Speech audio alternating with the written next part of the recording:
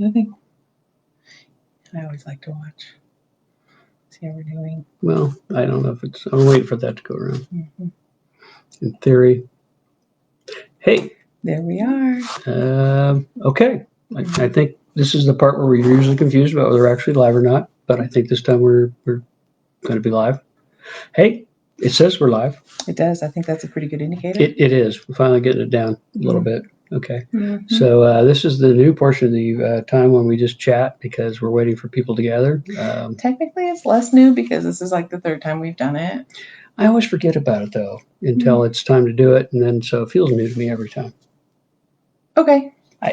But maybe eventually I'll be like, now we're just chatting, and just no longer new. It's just a thing we do. No, I think it'll always be new to you. That's just how you roll. Oh, McGinnis says hello.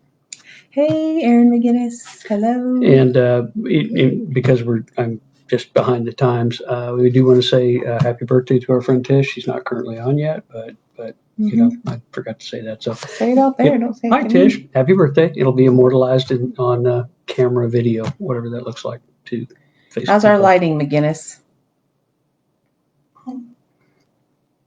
Dark and stormy. That was several times back. No, I'm just kidding. She hasn't said anything yet. No, she hasn't. Oh, goodness. Well, let's see. So it's 7:31 on our computer.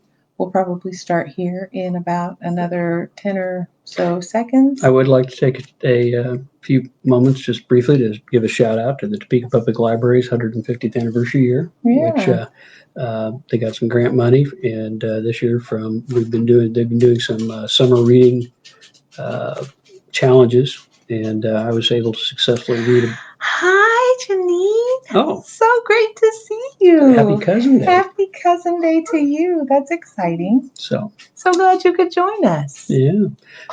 Oh, we do? Okay. Thank you, Aaron. Well, I think that we're just going to go ahead and get started. This month, as you know, it's the end of August. I cannot believe that this year has zipped by so quickly. Of course, you've probably seen those memes on Facebook that are like, what year is it? What day is it? What month is it? All those things apply here at the Tolbert household. Yeah, I think we got through murder hornets and all the other stuff that was going on, but instead what we've chosen to do is if you're new, is we do a cocktail of the month. Sometimes we do some variations on a theme. This is my historian and researcher. This is Miss Mercy, and I'm the Mad Farmer. You are my Mad Farmer. That's a time for another story. I'm sure it probably is. Maybe someday. But anyway, so tonight we're going to be doing what we call our potluck because it turns out as we've been going through this particular journey, we've suddenly accumulated quite a number of kind of interesting liqueurs that we don't use for everyday basis. It turns out that we've kind of really enjoyed the Manhattans. Well, yes, we have. It turns out that big of a fan favorite, the Perfect Manhattan. The Perfect Manhattan did kind of turn into a fan favorite actually here. And second, really, really right behind it is the Dark and Stormy. We really like that as well. And we revisited the Tequila Sunrise last night, and that was quite tasty as well. The one with the creme de cassis, not the one with the orange juice. So yeah, the original recipe that we tried. Mm-hmm. So as the Mad Farmer alluded to, we did call this, I kind of called it the potluck just because I was looking around at all of the liqueurs that we had, and I was trying to figure out something that would utilize it without us having to make a trip to the liquor store. Usually, and I actually, if you've been watching any of our previous videos, we usually have several of the things that we've been working with back on the server there, and so we decided to, when I was looking at it, I thought, let's just see what's out there that might utilize some of the stuff that we have. And lo and behold, kind of much to my delight, I found one that fits with the Key Midwest lifestyle pretty well, and it's the El Diablo. For August, because it's so flippin' hot. That is true. People in Georgia will like it also. Oh, my word. It is pretty warm, actually. So the El Diablo, if you've been watching along, you know that I'm a pretty big fan of origin stories, and I really like to be able to share the history of the drinks that we try with you. This one didn't have a solid origin story. It really was more related to the fact we could use the liquor that we've got. I think actually, though, the origin probably goes back to the early days, biblical times, when the snake came into the garden, and I don't know where you're talking okay, about. apparently the devil is too far of a reach for this particular origin story. Oh, right. I thought maybe I'd take it 2,000 years back, so it's like probably the oldest cocktail we're looking at. I see where you're at. Apparently that did not go over well. So and I am going to give a shout out to Ariel Whiteley Knoll, where these glasses that she got us, she's a horticulture agent that I used to work with at the extension office. She got us these glasses from a retro store over in Lawrence. And what I love about them is that they've got these leaves on them. So there's a little bit of a botanical interest. And I thought with the black currant liqueur that we'll be using, that those would be fun glasses to try out tonight. So thanks to Ariel for those glasses.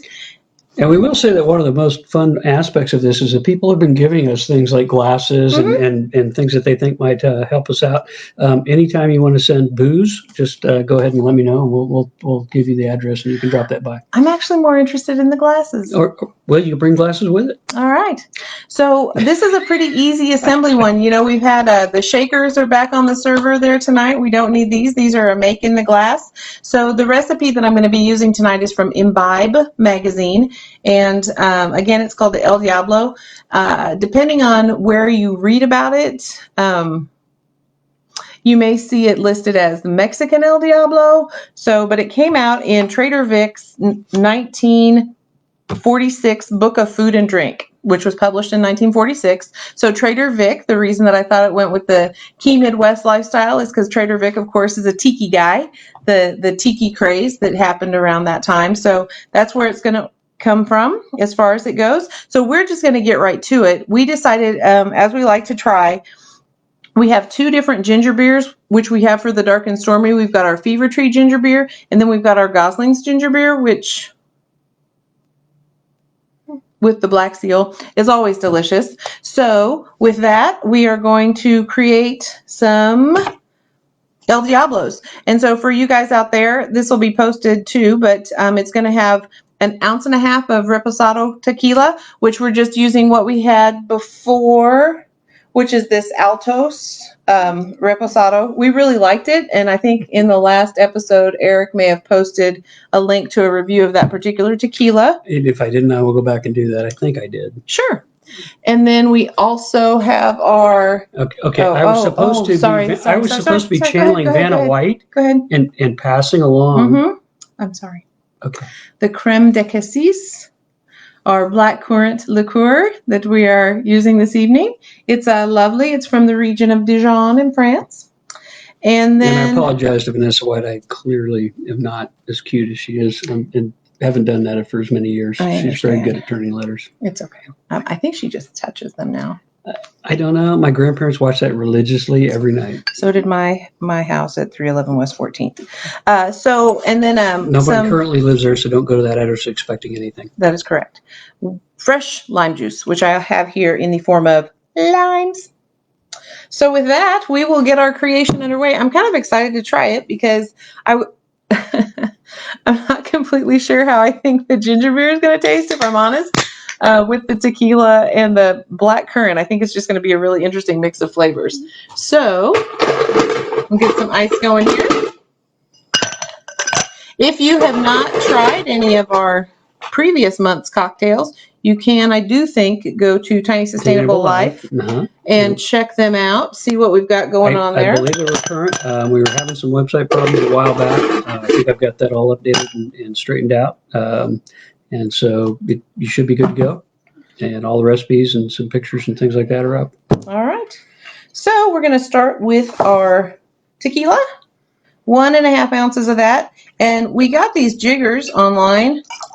Yeah. These are the ones that kind of have the top and the bottom. Of different measurements. And it's super handy. They are a set of 4. We did post the link to the Amazon I got them from, but I'll go ahead and repost that as part of this just because, repetition doesn't hurt. And they were really reasonably priced. I think they were about $9.50, $10 for 4 of them. Good. And we use them all the time. I'm just not enough of a mixologist to just wing it.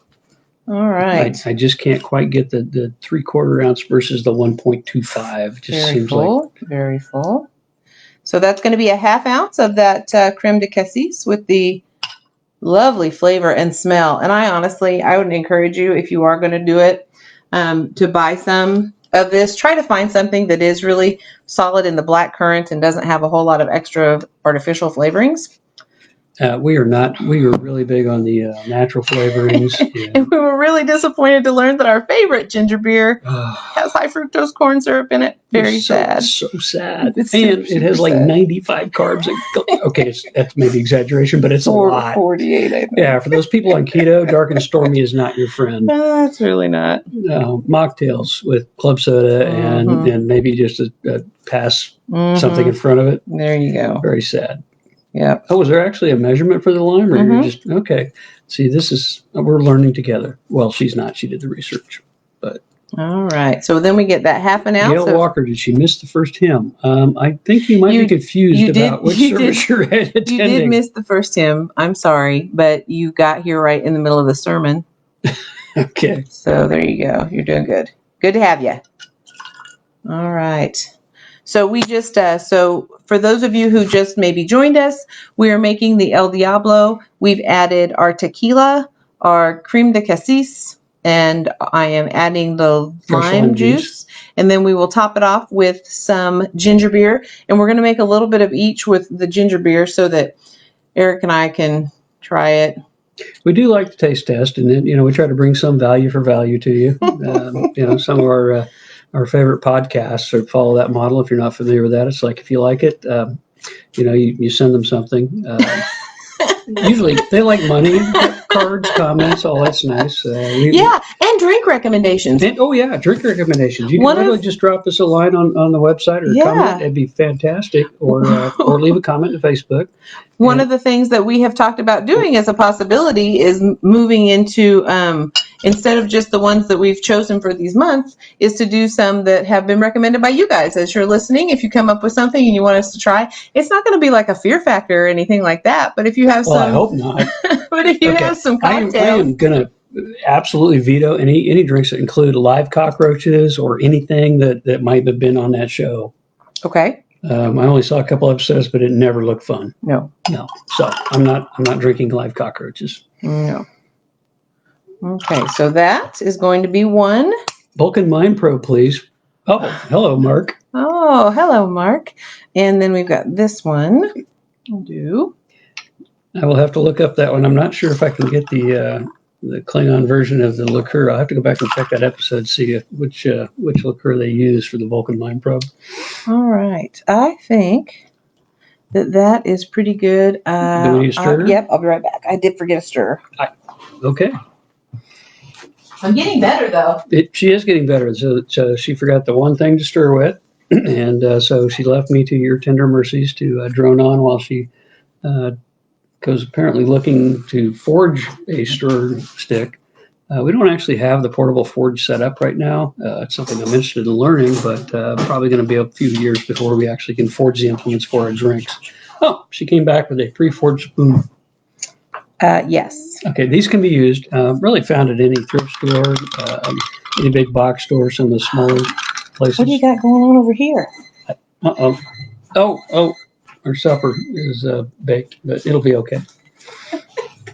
We're actually tonight, we're making, we've had it before, we're making a very, very tasty, keto-friendly hamburger casserole cheese bake that we've kind of modified the recipe to. But okay, so which one would you like? This is the Goslings and this is the Fever I think Tree. we ought to each try. Well, I know, but which would you like to try first? Well, you like the spicier one, so I think you ought to try the spicier one first and let me just, And so that is a really good point. The Fever Tree has a little bit more of a ginger bite to it, which I really like. And the farmer over there, he's not so fond of it. So here we are. Here's our El Diablo to the dog days of summer.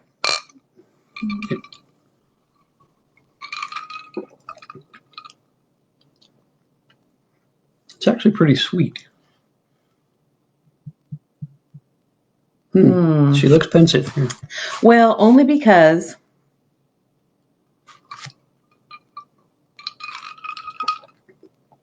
here, swap. I was going to say mine is not as sweet as I would have thought. That one's a lot sweeter than I would have thought. So that's probably the high fructose corn syrup. Probably. Yeah. I think I actually like this one better. I think I like this one better.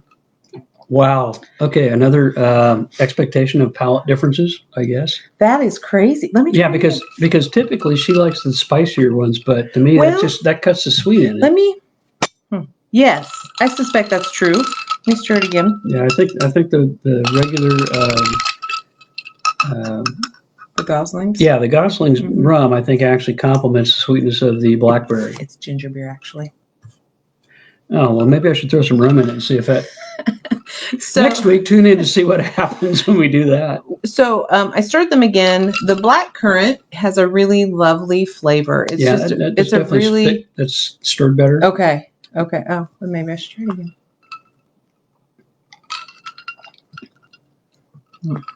I think it might be a tie.